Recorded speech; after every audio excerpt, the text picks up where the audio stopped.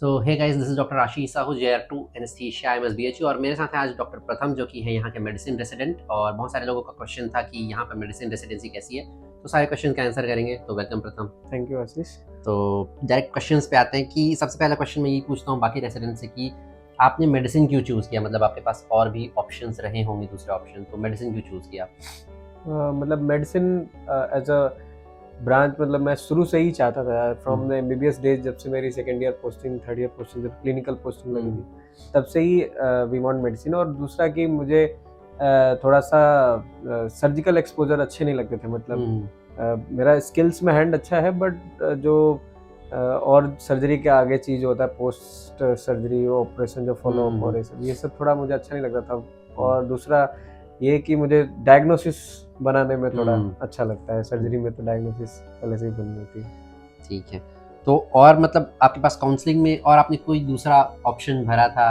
नहीं, और किसी सब्जेक्ट का नहीं हो रहा था। मेडिसिन के बाद मेरा ऑप्शन था पीडियाट्रिक्स लेने का। तो मतलब वी आर, मतलब हम लोग इंटरनल्स हैं, तो हम लोग को पता हो जाता है कि हमें क्या मिलने वाला है। ठीक है। तो और आपके ओपिनियन में अभी बहुत सारे लोग काउंसलिंग के थ्रू जा रहे हैं, वो थोड़ा सा उनको कंफ्यूजन रहता है कि मेडिसिन लें कि ना लें, तो किनको मेडिसिन पर्टिकुलरली चूज करना चाहिए? मेडिसिन मतलब जिसको शुरू से ही है कि मतलब एक मेडिसिन के लिए मतलब जुनून जैसा होना चाहिए, तो उनको ही मेडिसिन लेना चाहिए। मतलब मेडिसिन ऐसे नहीं कि बस रैंक अच्छी आई तो ले लिया, मतलब या फिर मिल रहा है तो ले लिया, ऐसे नहीं करना चाहिए। अगर शुरू से मन बना रखा है और उस तरह से फिजियोलॉजी में, अगर उस तरह से डीप डाइव करने में और पेशेंट को देखने और इसमें अगर अच्छा लगता है तो ही लेना चाहिए। बाकी तो कई लोगों की अभी रैंक बहुत अच्छी आती है, फिर भी वो मेडिसिन लेते हैं। और अगर काम करने का वो नहीं है तो फिर उनसे नहीं हो पाता है आगे जाके, तो उस चीज़ को ध्यान रखना चाहिए। और अभी आपने वैसे आंसर कर दिया फर्स्ट क्वेश्चन में ही। मेरा दूसरा क्वेश्चन था कि IMSBHU क्यों चूज़ किया? बाकी लोग का आंसर रहता है, जैसे मैंने बाकी रेसिडेंट से पूछा तो उनका वही आंसर रहता है कि सेंट्रल यूनिवर्सिटी है और स्टाइपेंड अच्छा है और बॉन्ड नहीं है, एक बहुत इंपॉर्टेंट फैक्टर हो जाता है। तो आपने IMSBHU क्यों चूज़ किया? पहला तो वही है कि हम लोग इंटरनल हैं, तो वी गॉट 50% इंटरनल रिजर्वेशन, तो वो चीज़ है। प्लस ये तो है ही, बॉन्ड नहीं है, सेंट्रल यूनिवर्सिटी है, पे ज़्यादा है अगर देखें तो। और आगे का भी मतलब इधर मैं इस एरिया से ही हूँ, तो इधर मतलब BHU का वो भी अच्छा है, ब्रांड वैल्यू भी अच्छा है। फिर आते हैं कि अब मेन क्वेश्चन में आते हैं कि यहाँ पे मेडिसिन रेसिडेंसी कैसी है? मतलब आप लोगों की सबसे पहले शुरू करते हैं कि ड्यूटी कहाँ-कहाँ पे लगती है? जैसे कि मुझे जितना पता है कि OPD में लगती होगी, वार्ड में, इमरजेंसी में, ये ड्यूटीज़ रहती होंगी। और वहाँ पे आपका ड्यूटी आवर्स क्या रहता है? As a JR1, JR2, JR3, और वहाँ पे क्या-क्या काम रहते हैं आपके? तो JR1 में हम लोग का जो जब सबसे पहले यहाँ पे मेडिसिन रेजिडेंट मतलब एडमिशन के बाद जब वार्ड में आता है, तो सबसे पहले फॉर द फर्स्ट 2 मंथ्स लगभग उन्हें वार्ड में ही रखा जाता है। उन्हें वार्ड से कहीं भी और नहीं, ना ICU ना इमरजेंसी, कहीं भी और नहीं भेजा जाता है।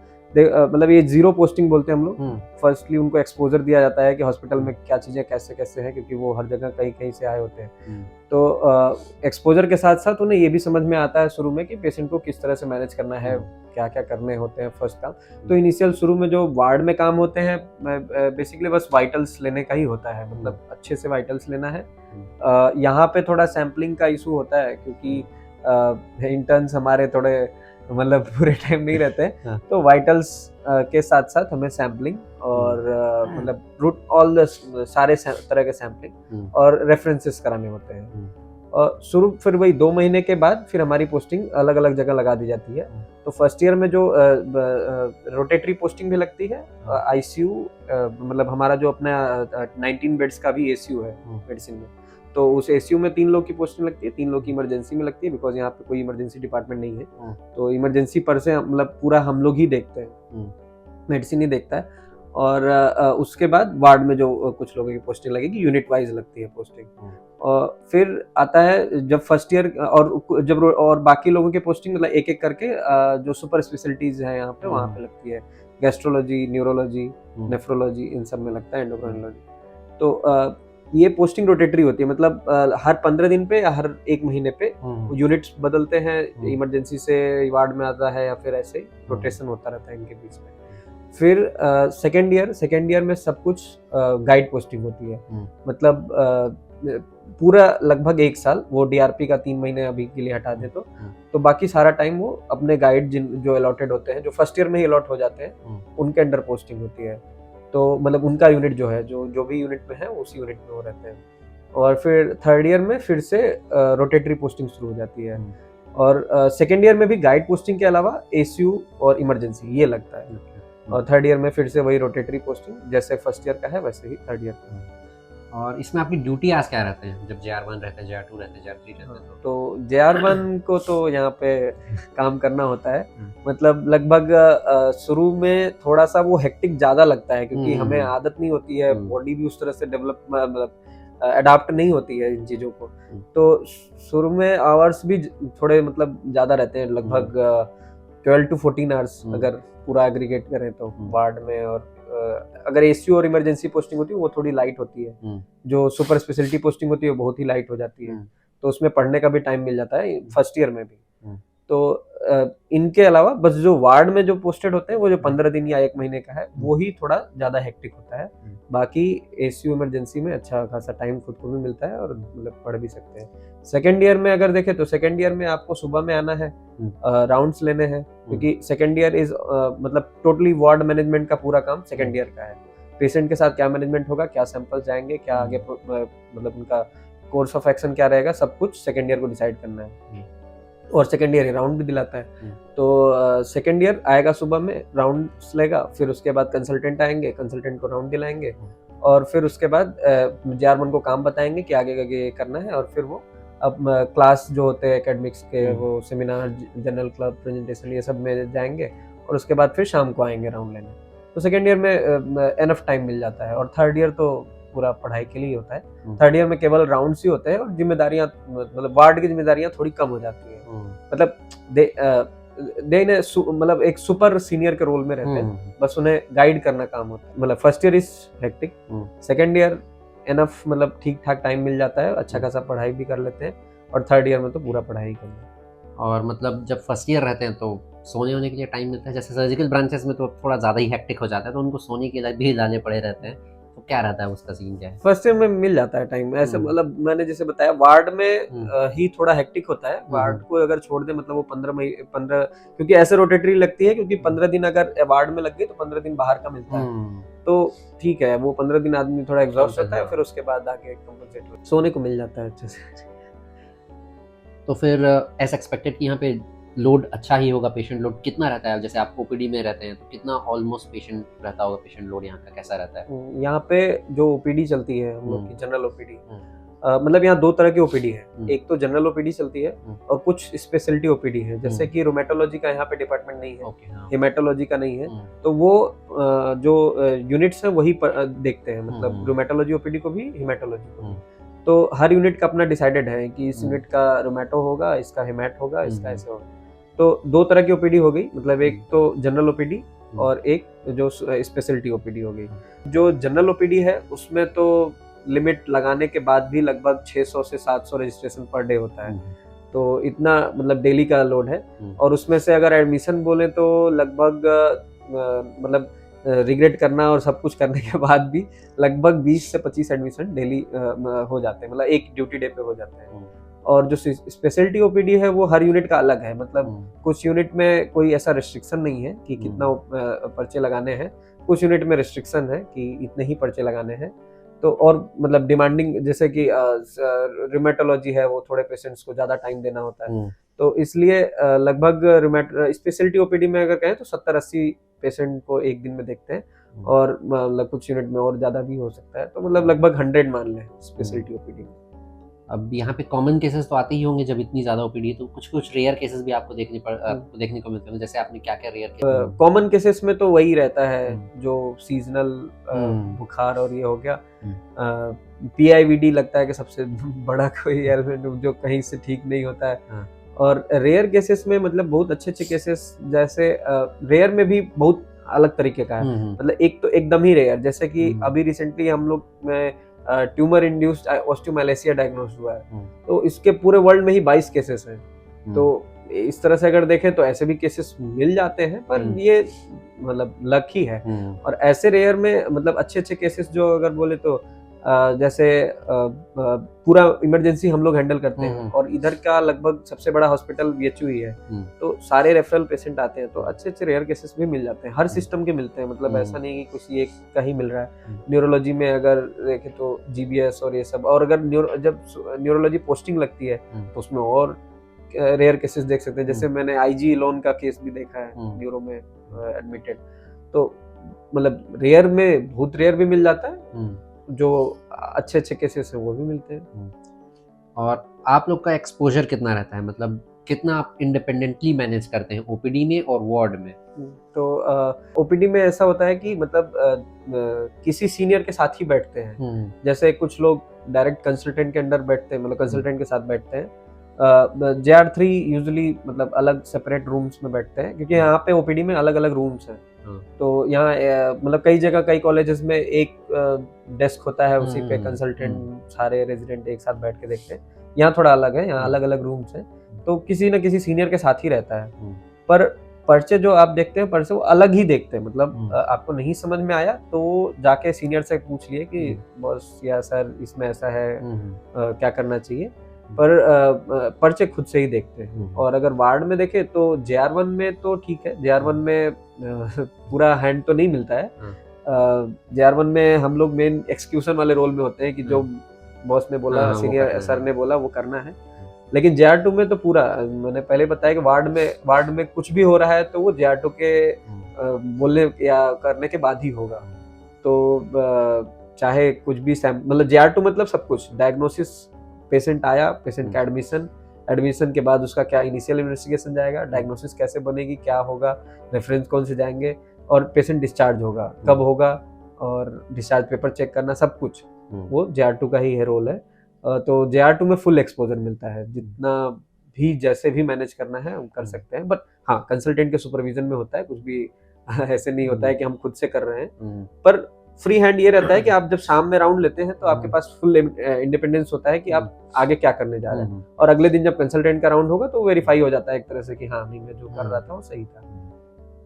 और JR3 में तो सुपर बॉस है, तो वहाँ बस गाइडेंस ही है कि। और फिर यहाँ का एकेडमिक्स कैसा है, मतलब क्लासेस लगती हैं, क्या रहता है उसका, क्या सीन है? क्लासेस यहाँ पे रेगुलर, मतलब 3 दिन हमारी क्लासेस होती है। मंडे को क्लिनिकल प्रेजेंटेशन का क्लास होता है, उस दिन एक मतलब एक हम में से कोई एक यूजुअली JR2 ही होते हैं, तो वो एक केस को प्रेजेंट करते हैं, पूरा क्लिनिकल प्रेजेंटेशन जैसे होता है, फ्रॉम हिस्ट्री, एग्जामिनेशन, फिर इन्वेस्टिगेशन, डायग्नोसिस, सब कुछ वो उस तरह से प्रेजेंटेशन होता है। मंडे को 3 से 4 ही क्लास होती है हमारी। फिर थर्सडे और फ्राइडे, तो थर्सडे को सेमिनार प्रेजेंटेशन होता है, वो भी JR2 ही करते हैं यहाँ पे, मतलब फर्स्ट ईयर को क्लास के लिए बस उन्हें मतलब वो जाते हैं, अटेंड करते हैं, सीखते हैं। और सेमिनार में एक टॉपिक मिलता है फ्रॉम डिपार्टमेंट कि ये प्रेजेंट करना है, उसका PPT बना के जाते हैं अच्छे से प्रिपेयर होके। एक मॉडरेटर के अंडर होता है, मतलब कंसल्टेंट जो प्रोफेसर ही हमारे मॉडरेटर होते हैं, तो वो एक सेमिनार क्लास होती है। और फ्राइडे को 3 से 4 जर्नल क्लब प्रेजेंटेशन की क्लास होती है, उसमें एक कोई नया जर्नल जो मतलब क्लिनिकली रिलेवेंट है, फ्यूचर उसका एस्पेक्ट है, तो उसको प्रेजेंट करते हैं। तो ये 3 दिन हम लोग की क्लास होती है। बीच बीच में कुछ स्पेशल क्लासेस जैसे कि अल्ट्रासाउंड में फोकस और ये सब सिखाने की क्लासेस, ये सब होता रहता है, वो मतलब डिपार्टमेंट ऑर्गेनाइज करता है। तो ओवरऑल कैसा है, अगर आप मैं पूछूं कि ओवरऑल मेडिसिन कैसा है, सारा सब कुछ मिला के? ओवरऑल मुझे तो बहुत, मतलब हम लोग तो यहाँ से ही MBBS किए, तो शुरू से ही देख रहे हैं, और यहाँ से बहुत अच्छे अच्छे क्लिनिशियन बने, मतलब ये से तो ओवरऑल मैं अगर अभी का एक्सपोजर बताऊं तो बहुत ही अच्छा है। और मतलब फुल एक्सपोजर है, फ्री हैंड है, बहुत सारा फ्री हैंड है, मतलब हम लोग सेकेंड ईयर में खुद से सोच रहे हैं, खुद से पढ़ रहे हैं, एक रेयर पेशेंट्स को देख रहे हैं, मतलब चाहे हेमाटोलॉजी है, चाहे न्यूरोलॉजी है, चाहे कार्डियोलॉजी है, एकदम अलग अलग रेयर केसेस, रूमेटोलॉजी है, एकदम अलग अलग केसेस मिलते हैं, तो उनको देख रहे हैं, सीख रहे हैं, जो किताबों में लिखा है उसको एक्चुअल में करके देख रहे हैं, वो पेशेंट में आ भी रहा है। जैसे इन्वेस्टिगेशन इसमें देखा कि ऐसे ऐसे कराना होता है, उस पेशेंट में ऑर्डर किया और उसमें जब रिजल्ट आए तो देख रहे हैं हाँ ये हो रहा है, और वो चीज बहुत रिवार्डिंग होता है। मतलब जब MBBS में हम लोग पढ़ रहे होते हैं तो हम लोग को लगता है कि ये तो बस पढ़ने की चीजें हैं, या दवाई कुछ चला रहे हैं, जैसे कार्डियो में है कई चीजें, जैसे जो हम लोग कार्डियो वर्जन करते हैं, या फिर वो सब काफी रिवार्डिंग होता है देखना खुद से और करना कि हमने ये डिसीजन लिया, हमने ये किया और वो पेशेंट का रिजल्ट बहुत अच्छा आया, पेशेंट सरवाइव किया। तो ओवरऑल और दूसरा तीसरा चीज एकेडमिक्स, तो एकेडमिक्स भी अच्छा है, मतलब क्लिनिकल क्लासेस हो रही है डेली।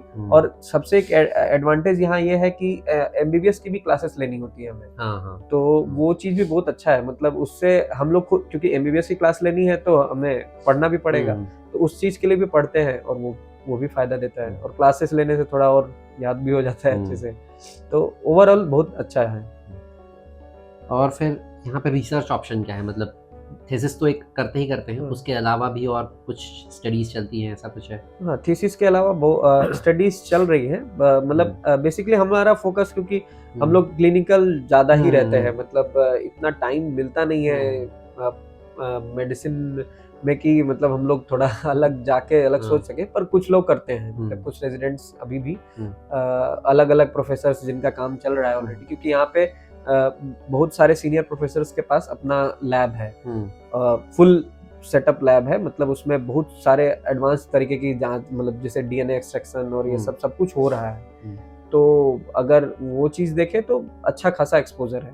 और दूसरा जो हम लोग थीसिस टॉपिक जो हम लोग लेते हैं, मतलब रिसर्च थीसिस के लिए जो टॉपिक लेते हैं, वो भी काफी अच्छा टॉपिक होता है। मतलब उसका जो मतलब हमारे, क्योंकि कंसल्टेंट ही सेलेक्ट करते हैं यूजुअली, मतलब हम लोग खुद लेके जाते हैं और कंसल्टेंट उस पे अग्री करते हैं या डिसएग्री करते हैं, या फिर कुछ एडवाइस करते हैं कि इस तरह से सोचो, इस तरह से देखो। तो उस चीज में भी मतलब एक जनरलाइज आइडिया तो लग जाता है कि इस तरह से रिसर्च में आगे प्रोग्रेस कर सकते हैं। और थीसिस टॉपिक ही अगर देखें तो वही बहुत अच्छा होता है, मैक्सिमम लोग के तो पब्लिश हो जाते हैं, उनका रिजल्ट्स अच्छे आते हैं, क्योंकि जैसे मैंने बोला यहाँ पे एक अलग कई लोगों के लैब हैं, मतलब कई प्रोफेसर्स के अपने लैब हैं, तो वहाँ से भी रिसर्च का भी ऑप्शन ठीक है। और फंडिंग तो बहुत ही आती है, मतलब आईसीएमआर और इनके, मतलब अगर अच्छा स्टडी हुई तो वो लोग मतलब फंडिंग भी पास करते हैं, पैसे, मतलब वो चीज भी, मतलब इकोनॉमिक इशू भी कम नहीं आता। तो ओवरऑल अगर बोले तो जो ओवरऑल मतलब एक्सपोजर है वो काफी अच्छा है, मतलब भी बहुत अच्छा पेशेंट का लोड है, मतलब 600 से 700 पेशेंट आप डेली ओपीडी में अगर देख रहे हैं। और जो एडमिशन है वो भी हम लोग काफी मतलब सिलेक्टिव एडमिशंस करते हैं, जो बहुत ही एकेडमिक केसेस होते हैं उन्हीं को ही एडमिट करते हैं, तो उनसे काफी सीखने को भी मिलता है, वो भी एक अच्छा एक एक्सपोजर है। और ड्यूटी आवर्स अगर देखें तो JR1 में थोड़ा ज्यादा है, जब वार्ड में लगती है तो ज्यादा है, पर बीच बीच में हमारे बाहर पोस्टिंग लगती है तो वो लगभग मैनेज ही हो जाता है। जैसे एक महीने में अगर देखें तो 15 दिन अच्छे, मतलब ज्यादा थोड़ा हेक्टिक काम कर लिया, उसमें थोड़ी कम नींद मिली, और उसके बाद 15 दिन जब एसीयू या इमरजेंसी या किसी स्पेशलिटी पोस्टिंग में गए तो कम हुआ। और सेकेंड ईयर और थर्ड ईयर में तो काफी टाइम है हमारे पास, उसमें अच्छा कोई भी मतलब हेक्टिक तो नहीं बोलेंगे उसको। और मेडिसिन एज ए ब्रांच इतना डिमांडिंग तो होगी। और क्लासेस रेगुलर होती रहती है, मंडे को क्लिनिकल क्लास, थर्सडे को सेमिनार एंड फ्राइडे को जनरल क्लब प्रेजेंटेशन। तो इस तरह से एकेडमिक्स में भी हमारा एक्सपोजर अच्छा खासा रहता है, मतलब सब कुछ अपडेटेड ही रहते हैं, नए नए जनरल प्रेजेंट होते रहते हैं। और रिसर्च के लिए भी ठीक अच्छे खासे ऑप्शन है, बस टाइम की कमी है। मतलब अगर आप अपनी तरफ से टाइम निकालने करना चाहें तो आपके पास ऑप्शन आपको रहेंगे। ठीक है, तो उम्मीद करते हैं कि ये वीडियो काफ़ी लोगों को हेल्प करेगी जो मेडिसिन के बारे में जानना चाहते थे। तो थैंक यू प्रथम हमको मेडिसिन के बारे में बताने के लिए, क्योंकि मेरा खुद एक्सपोजर नहीं था। सर्जिकल ब्रांचेस का मैं बता देता था जो पूछते थे कि, क्योंकि मैं वो इतनी जगह हमारी पोस्टिंग लगती है, हम देखते रहते हैं कि वो कितना काम कर रहे हैं, JR1 सो नहीं रहे, भाग रहे इधर उधर, तो वो पता रहता था, मेडिसिन के बारे में पता नहीं था। तो थैंक यू प्रथम। Thank you.